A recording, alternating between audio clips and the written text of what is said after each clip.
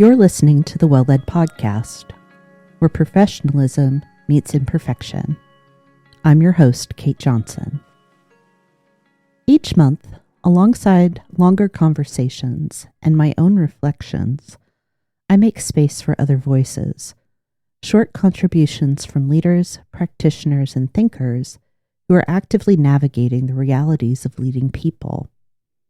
I believe hearing a range of perspectives helps. It helps us better understand what good leadership looks like in practice, not just in theory. This month, we're exploring empathy, not as a personality trait or a soft skill, but as a leadership practice that builds trust at work.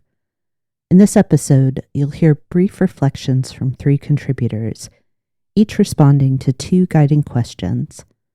How do you define empathy? And who taught you to accept empathy from others? And how did that change your leadership? Their responses highlight how empathy shows up in real moments, when leaders resist the urge to fix, choose to listen, and stay present even when it's uncomfortable. You'll hear each voice one at a time, different experiences, different leadership contexts, one shared focus on empathy and why it matters.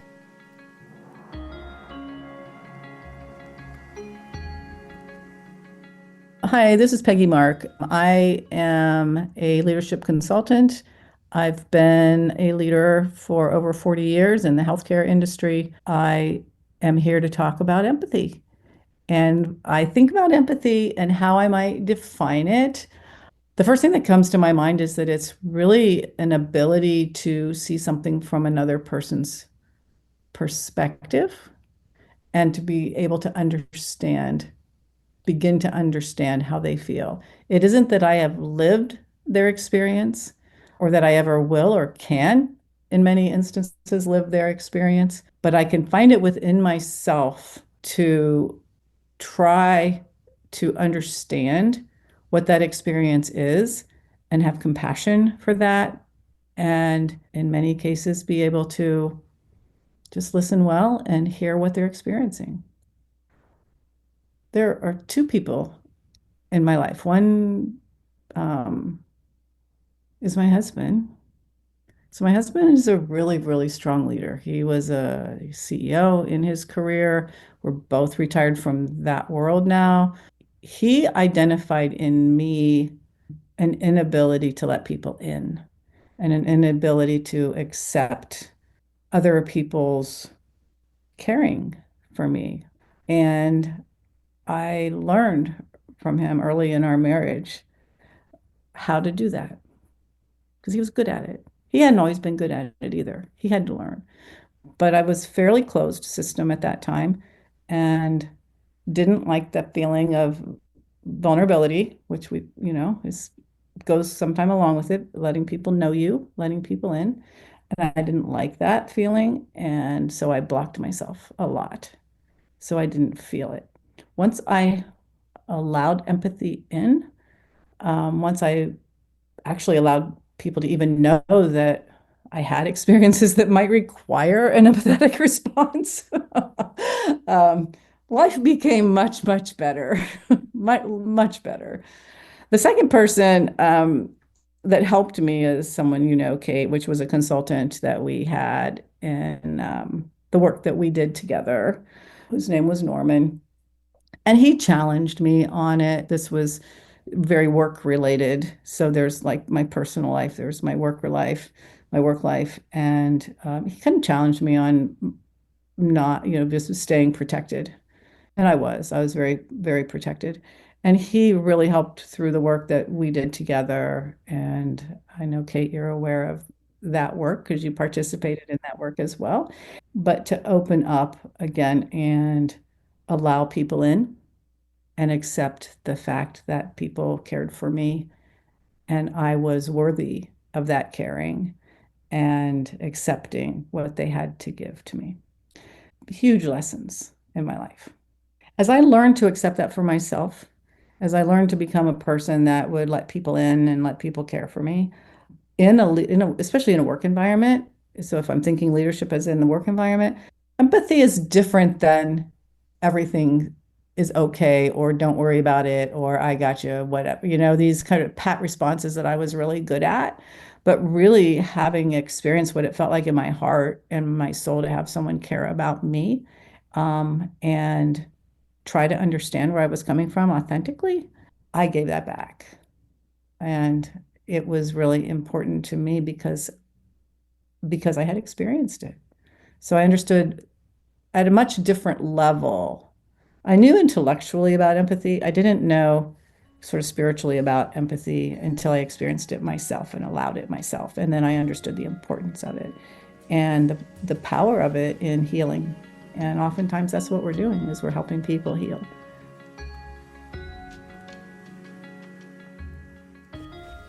Hi, I'm Utkarsh, and I am the founder of Ignite Neurons. I've had a 20-year-long professional journey in which I've had multiple roles and multiple careers. I started as a physical therapist back home in India, went on to work with a Columbia Business School professor for 8 years, and then started to become a coach, and then have spent the last 6 years creating human-led experiences for leaders. Empathy. For me, empathy is not about being soft. It is not about being agreeable or emotional.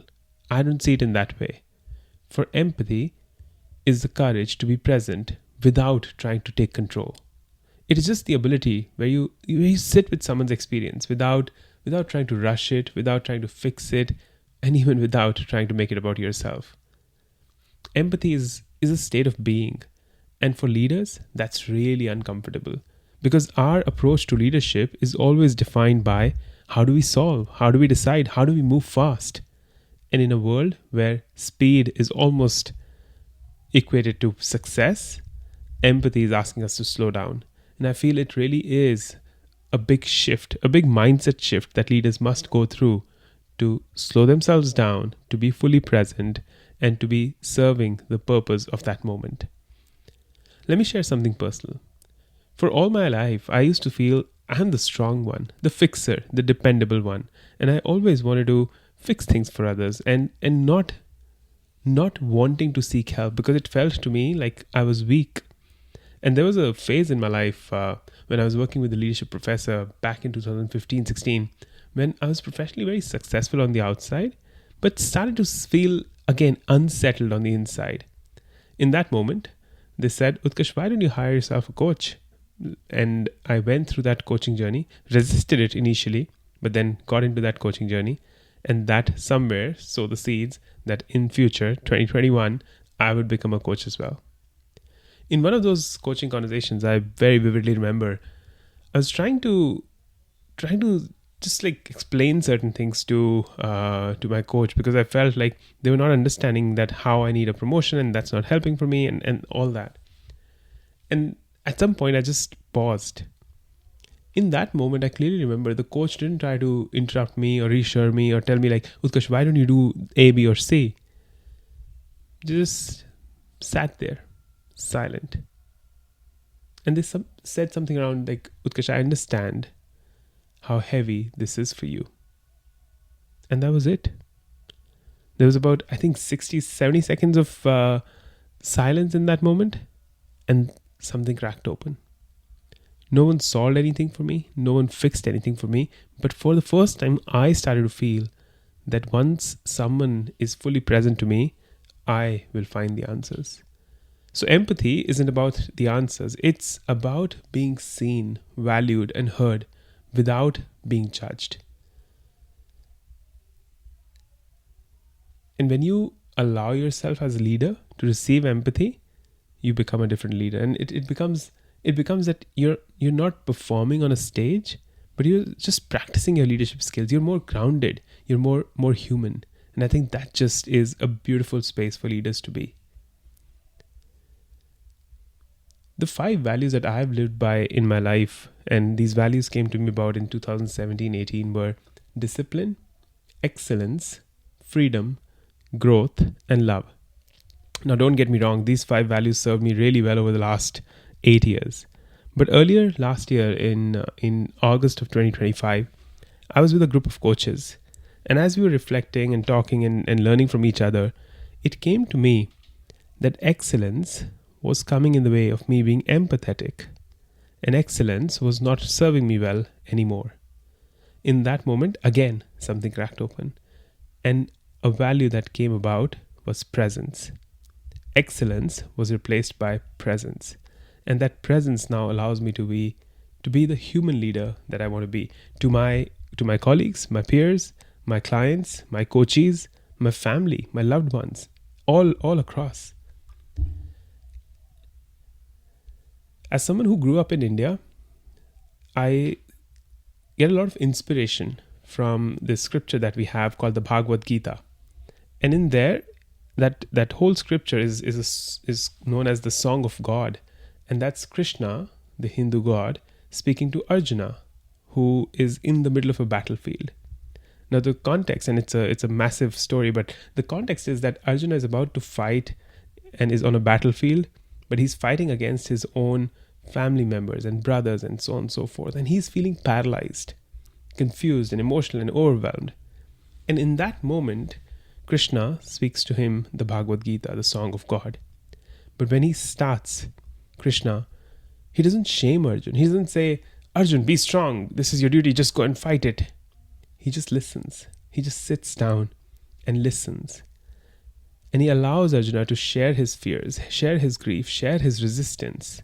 And only after Krishna has heard all of it, then he starts to share anything with him. That moment, that time when Arjuna is speaking his own thoughts, is speaking what he's going through, and Krishna is just pausing and listening, that's empathy. Krishna doesn't remove Arjuna's responsibility because Arjuna ultimately has to do the fight. He has to do the fight on his own. Krishna is not going to fight for him. So he understands Arjuna, and that is what strengthens Arjuna. So as leaders, we often skip this step. Instead of trying to understand the other person, we straight away get into solutions. And I think that's where empathy unlocks us as the next level leader. And science backs up empathy really beautifully. It's like mirror neurons, right? There are these neurons in our brain where it's like someone else who's around you and is really angry or is really anxious or is really sad. You'll start to mirror those emotions as well. So the mirror neurons will start to get activated. Similarly, for empathy, if you as a leader is empathetic and not frustrated, you're listening deeply, the nervous system of you and the other person calms. Cortisol, which is the stress hormone, goes down. And oxytocin, which is the trust and the hormone that produces more joy, it starts to increase. Empathy literally creates psychological safety. For me, who taught me empathy? That's a tough question. I think Krishna is one example. I don't think you can learn empathy from books. I think it's a more human-to-human connection. The leadership professor I worked with, he taught me a lot about empathy. My patients, my first role as a professional was being a physical therapist. And so as a physical therapist, when I'm looking at these patients who are in pain, who are in difficult situations, and sometimes even elderly, I think they taught me a lot about empathy. And that was a big shift for me in my journey. My kids, I think, have taught me a lot about empathy as well. And today, after running multiple experiences and experiments over the last decade, empathy is what leads me. I care about results. I am demanding. I hold high standards. I expect ownership. I want accountability. But I start with that before you lead your performance, I want to understand your experience. I want to understand who you are. I want to understand what your world looks like. And this doesn't lower the bar for me or my team. We still produce amazing results. We still go on and do crazy stuff together. We just help rise and help each other rise through being empathetic. And so before I close, I just want to share that empathy is not about being nice. It is just about being real. And the most powerful leaders I've observed, I've known, are not the ones with all the answers, but they're the ones who make you feel deeply seen. That's where trust begins, courage grows, and that's where true leadership truly lives.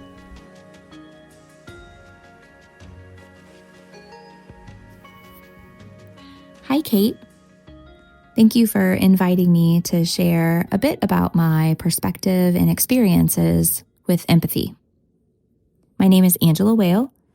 I serve as a vice president and chief nursing information officer at Premier Health in Dayton, Ohio.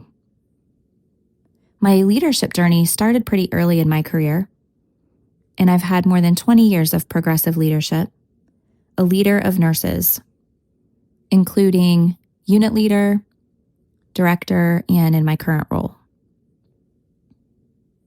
When I think about what empathy means to me or how I would define it, I really think about how empathy helps to strengthen human connections through understanding and validating others' feelings and experiences. Really being able to see and appreciate another's perspective. Who taught me to accept empathy from others? That's a tough question. When I think about that question, my best friend comes to mind. I didn't meet her until I was nearly done with nursing school, and we began working together. And so, growing up with two parents who loved me, I know I saw and was taught empathy much before my 20s, but it was most impactful in my early 20s. I think that was because shortly after getting married and becoming a nurse, my parents shared that they were getting a divorce. My parents who had been married for more than 20 years. It was obviously impacting me at work.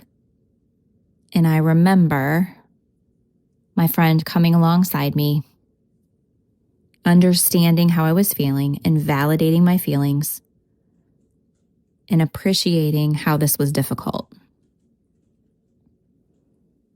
She didn't judge. She just loved me for who I was and provided support. She showed up in ways that I wouldn't have known to ask for help, but she wanted me to know that she was there for me. And when I think about how I translate that to my own leadership style and how I show up for others, life is hard. And there are people that we work with, people that we lead, who are struggling every day.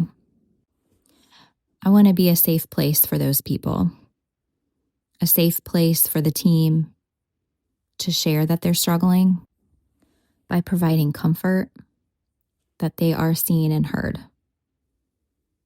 that I appreciate their perspective and their experience.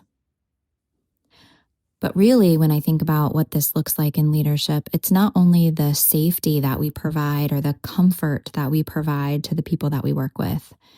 It's also about ensuring that we're supporting them in the way that they need. Asking them, what does support look like for you right now? Or how can I best support you through this? I recall a conversation I had with a colleague last week. He called to share a struggle. And in fact, used those words. I'm calling you because I'm struggling with something. And I paused and listened as he was vulnerable with me to share what he was experiencing. And I immediately wanted to respond with my fix-it attitude. I can help you. Thank goodness something told me to pause, to reflect on what he had said, and to ask, what is the best thing I can do for you right now? What are you hoping to get out of this conversation with me? Because my tendency is to jump in and fix it. And that's not what this individual was looking for. I'm looking for comfort. I'm looking for validation. I just want to know that someone else is in this with me too. That's where the connection happens. Our shared experiences, our appreciation for one another. Empathy allows us to be relatable. It allows us to build trust, to live that moment, that struggle with the other person without making it about us. I would also caution that as a leader, it's important for us to know the difference between sympathy and empathy, that we can't take on all of the feelings for that other person, that we're providing support for them to feel their own feelings, and to feel them all the way through, but to not take that on ourselves. One of my favorite depictions of this, of course you'll know it well, is the Brené Brown video, Empathy versus Sympathy. It's about getting down in the hole with someone or not. At the end of the day, for me, empathy is about coming alongside one another. It's about experiencing life together. Brené quotes that empathy is simply listening, holding space, withholding judgment, emotionally connecting, and communicating that incredibly healing message of you're not alone.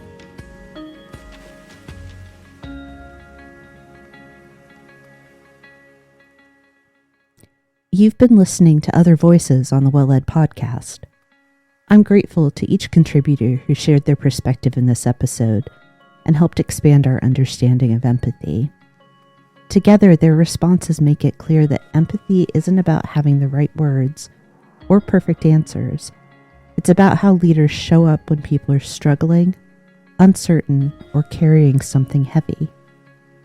The contributors in this episode responded to 2 questions: how they define empathy and who taught them to receive it. What emerges as a practical view of empathy is something that's learned over time, shaped by experience, and strengthened when leaders allow themselves to be supported, not just supportive. If this episode was useful, you can support the show by following or subscribing on your preferred podcast platform, or by sharing it with someone who's navigating similar leadership challenges. We'll be back next Tuesday with a deeper conversation about empathy and leadership with author Catherine Manning. And before you go, if you were thinking more about trust and connection, there's a free vulnerability and leadership toolkit available at 123 Limited. These worksheets are a useful companion to this month's theme. Check the show notes for a link. Thanks for listening, and I'll see you next week.